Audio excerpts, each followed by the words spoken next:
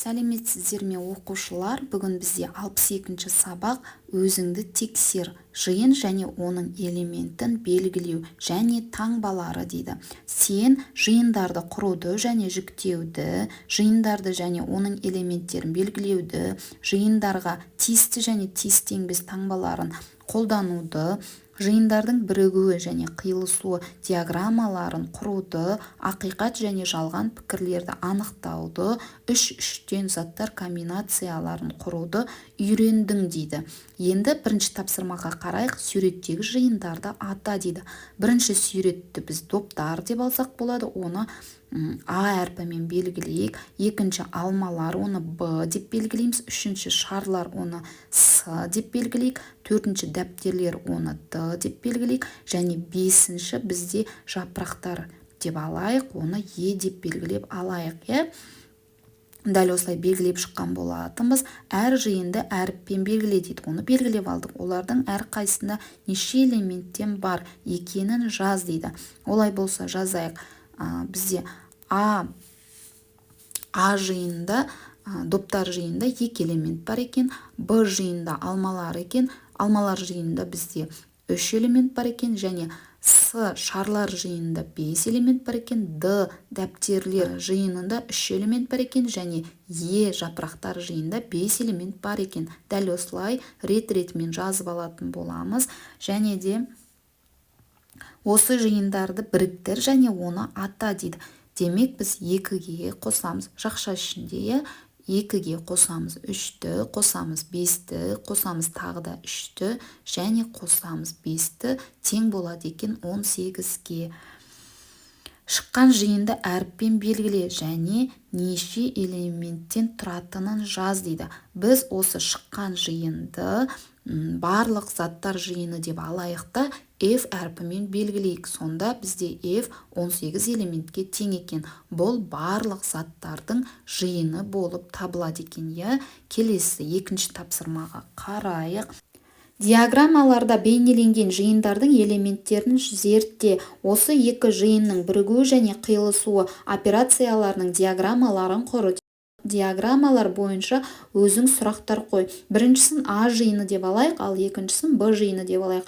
А жиынында шеңбер қызыл бар және үшбұрыш жасыл бар, шаршы көк бар. Ал екіншісінде Б жиынында жасыл үшбұрыш бар және шаршы қызыл, шаршы көк бар, үшбұрыш көк бар және шеңбер сары және қызыл бар екен. Олай болса, ең алдымен дәптерге дәл видеодағыдай екі жиынды сызып алатын боламыз және бірігуін көрсететін боламыз.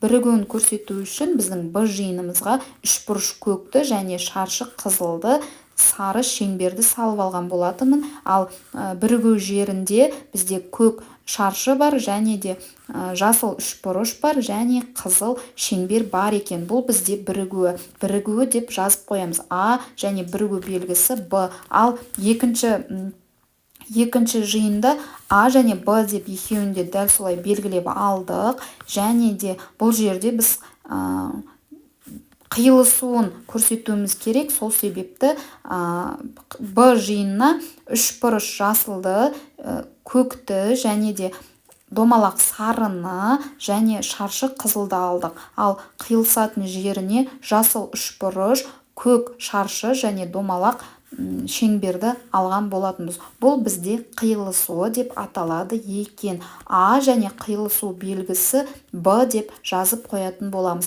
Дәл осылай жазып алсаңыздар болады. Келесі кезекте біз үшінші есепке қарайық. Тапсырманы орында дейді. М жиынның элементтері A, B, C, D, E, F екен. R жиынның элементтері L, K, M, N, O, P, R екен. Осы дәптерге осы диаграмманы сал және оған жиындардың элементтерін жаз дейді. Әрбір жиынға тиісті 3 элементтен жаз дейді. Мысалы, келтіріп қойған екен.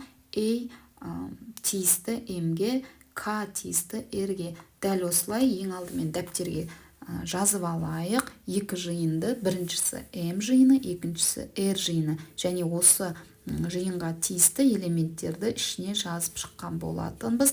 келесі кезекте біз тиісті әрқайсысына 3-3-тен мысал келтіретін боламыз. Мысалы, A элементі M жиынына тиісті, B элементі M жиынына тиісті, C элементі M жиынына тиісті. Келесі R жиынына мысал келтіретін боламыз. K элементі R жиынына тиісті, M элементі R жиынына тиісті, R элементі R жиынына тиісті деп дәл осы мысалды дәптерлеріңізге жазып алсаңыздар болады. Келесі 4-ші тапсырмаға қарайық. 4-ші тапсырманың асы: партаның үстінде 2-2-ден көк, жасыл және қызыл қарандаштар жатыр дейді. Осы қарандаштарды 2-2-ден таңдау нұсқаларын жалғастырып кестеге жазып шық дейді. Көріп тұрғандарыңызда 2-2-ден 2 көк, 2 жасыл, 2 қызыл және 1 көк, 1 жасыл, 1 көк, 1 қызыл, 1 жасыл, 1 қызыл бейнеленген екен кестеде. Ары қарай кестені толықтыратын боламыз. Келесі 7-ші бос орынға біз қызыл және көк деп жазсақ болады екен. Одан кейінгісіне қызыл және жасыл деп жазсақ болады екен. Одан кейін соңғысына жасыл және көк деп жазып қойсақ болады екен. Дәл осылай жазып қойсаңыздар болады. Келесі әсіне қарайық. Қарандаштарды 3-3-тен таңдаудың 12 нұсқасын құр дейді. Жауабын кесте түрінде жаз дейді. Дәл осылай кесте құратын боламыз. Бірақ бұл жерде бізде 12 нұсқа болады екен. 12 нұсқаны дәл осы сіздерге көрсетіліп тұрғандай кесте түрінде жазып алсаңыздар болады. Бұл жерде 12 нұсқа қайталанбайтын етіп жазып шыққан болатынбыз. Көріп тұрғандарыңыздай ешқандай да қайталанбайды. Дәл осылай дәптерге жазып қойсаңыздар болады. Келесі 5-ші тапсырмаға қарайық. Жалған пікірді тап дейді. Асы 1 жылда 24 ай бар. Әрине бұл жалған. Екіншісі 10 сантиметр 1 дециметрге тең. Бұл жалған емес, бұл ақиқат. Демек бұл жалғанға жатпайды. Б-сы 2 мен 9-дың қосындысы 12-ден артық дейді. Әрине бұл жалған. Демек асы мен Б-сы бізде дұрыс жауап болады екен. Осымен бүгінгі сабағымыз аяқталды. Сіздерге сабақ түсінікті болды деген ойдамын. Сұрақтарыңыз болса, комментарий бөліміне жазып кетсеңіздер болады. Келесі керемет сабақта кездескенше сау болыңыздар. Осы каналға тіркеліп, лайк басып, комментарийға өз ойларыңызды жазуды ұмытпаңыздар.